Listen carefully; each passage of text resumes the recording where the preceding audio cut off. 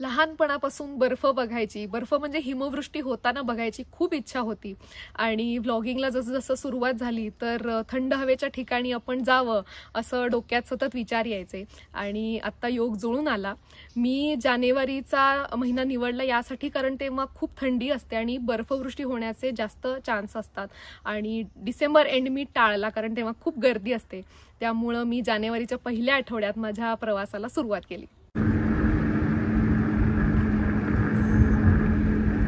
एक गोष्ट मी अगदी नक्की शिकले ती म्हणजे तुम्हाला जर बर्फवृष्टी बघायची असेल तर तुम्ही जिथे जाणार आहात तिथलं वेदर प्रेडिक्शन नक्की बघा. कारण मी जेव्हा कुठला या गावामध्ये होते, जेव्हा तिथे बर्फवृष्टी झाली तर तिथूनच 4 किलोमीटर जवळ असलेलं तोष नावाचं गाव आहे, तर तिथे तेव्हा बर्फवृष्टी होत नव्हती. कारण कुठला हे गाव तोषच्या तिथून थोडं उंचावरती आहे.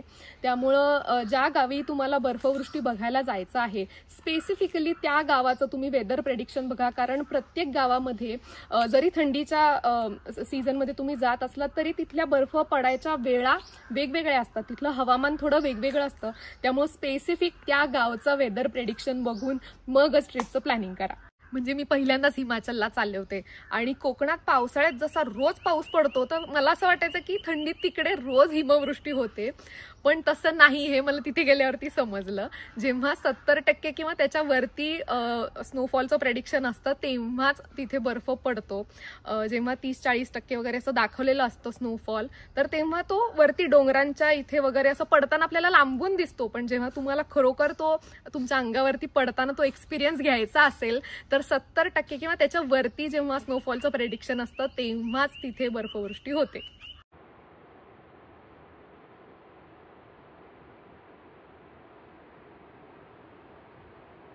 तुमच्या सगळ्यांचा महत्त्वाचा प्रश्न म्हणजे या ट्रिपची तयारी कशी केली ते मी सांगते.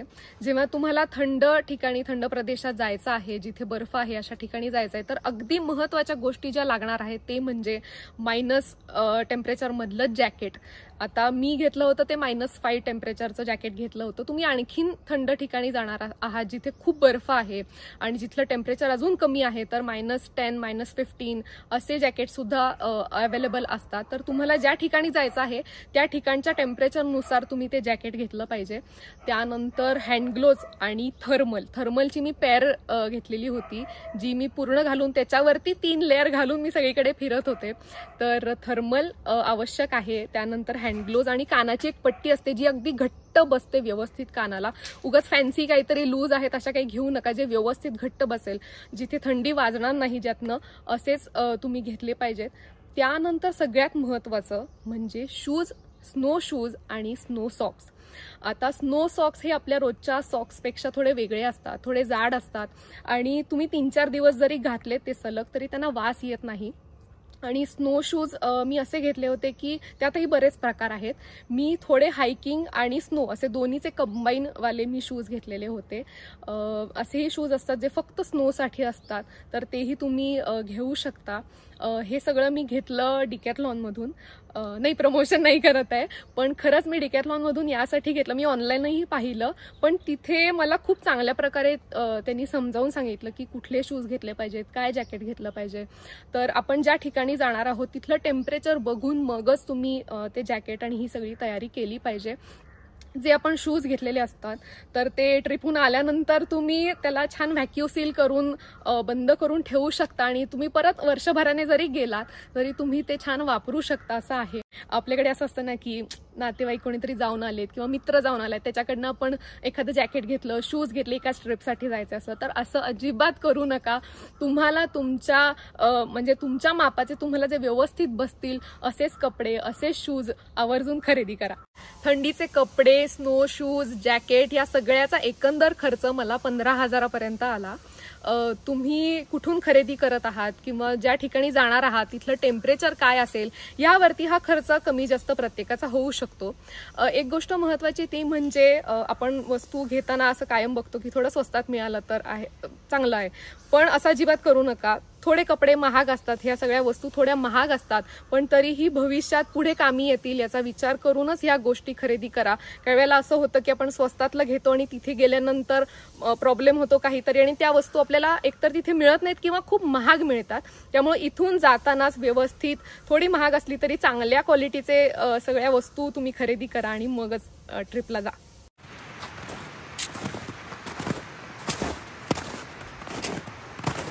ही ट्रिप कुठल्याही ट्रॅव्हल कंपनीने प्लॅन केलेली नव्हती, कुठल्याही ट्रॅव्हल कंपनी सोबत मी गेलेले नव्हते, हे कुठलंही पेड कोलॅबोरेशन नव्हतं. ही ट्रिप माझी मी प्लॅन केलेली होती. आता मी महाराष्ट्रातनं वेगळ्या राज्यामध्ये चालले होते जिथे बऱ्यापैकी थंडी आहे, तर आपल्या शरीराला तिथल्या हवामानाची तेवढी सवय नसते. त्यामुळे मी पहिल्यांदा कसोलमध्ये गेले. तिथे मी 2 दिवस पार्वती नदीच्या किनाऱ्यावरती एक छोटं होमस्टे होता.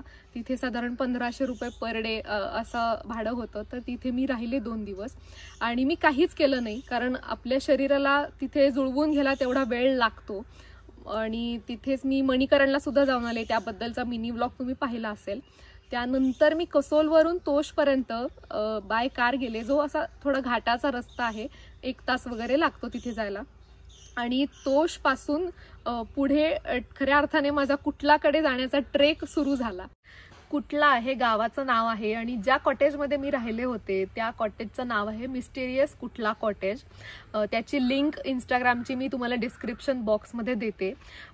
हे मी का निवडलं ठिकाण याचं कारण म्हणजे मला सुद्धा सोशल मीडिया थ्रूच या कॉटेजबद्दल माहिती झालं आणि त्यांच्या पेजवरती मी जेव्हा बघितलं ते सगळं एकूण, तर मला असं जाणवलं की आता मनाली वगैरे अशा ठिकाणी खूप गर्दी व्हायला लागलेली आहे आणि निसर्गाचा खऱ्या अर्थाने अनुभव आपल्याला तसा घेता येत नाही.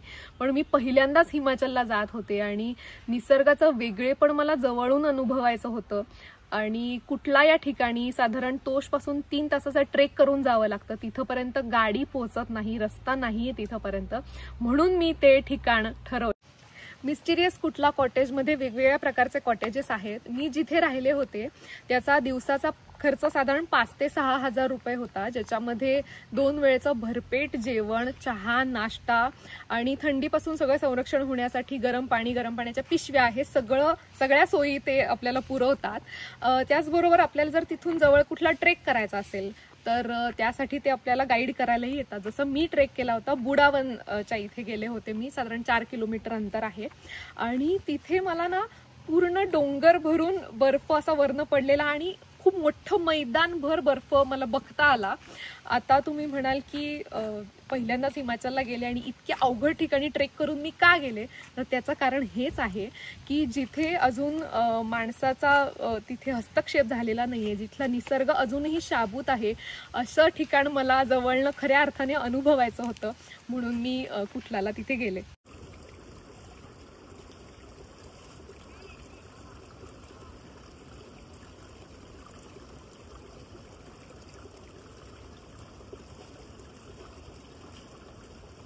कुटलावरून मी बाय कार धरमकोटला गेले. कारचा साधारण खर्च 4-4.5 हजार रुपये आला आणि धरमकोटला मी गेले यासाठी कारण धरमशाला, मॅक्लोडगंजला आता बऱ्यापैकी गर्दी असते, गर्दीची ठिकाणं झालेली आहेत. धरमकोट थोडं वरच्या बाजूला आहे, अजून तेवढी गर्दी नाहीये तिथे. आणि मी कॉस्मिक गीक या एअरबीएनबीने मी तिथे राहिले. साधारण 3,000 रुपये दिवसाचा खर्च होता तिथला, जिथे आपल्याला जेवण बनवून सगळं करावं लागतं असं. पण मी तिथे गेले यासाठी कारण तिथून जवळच देवदारचं छान एक जंगल आहे जिथे शांत वेळ घालवता येतो. आणि हा सगळा खर्च आणि शिवाय आणखीन छोटा मोठा थोडाफार खर्च धरून हिमाचलची ट्रिप माझी साधारण 50 ते 55 हजारामध्ये झाली.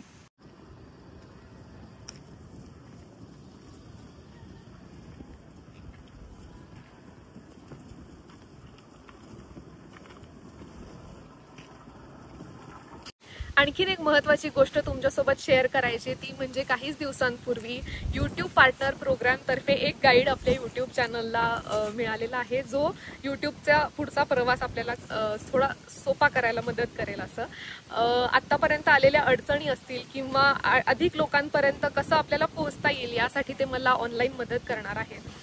सबस्क्रायबर्सचा ठराविक टप्पा पार केल्यानंतर प्रत्येक यूट्यूब चॅनलला असा यूट्यूबकडून गाईड मिळतो. तर आजच मी त्यांच्याशी कॉलवरती पहिल्यांदा बोलले आणि ते मला म्हणाले की तू व्लॉगच्या शेवटी कायम एक छोटासा मेसेज आणि लाईक शेअर सबस्क्राईब असं लिहितेस, तर आजपासून तू स्वतः विनंती करून सांग लोकांना. तर आजपासून या पुढच्या सगळ्या व्लॉगमध्ये मी तुम्हाला विनंती करते. बरेच जण असे आहेत ज्यांनी अजूनही चॅनल सबस्क्राईब केलेलं नाहीये पण ते व्हिडिओ बघतायत, तर प्लीज आजपासून लाईक शेअर आणि सबस्क्राईब. बाय.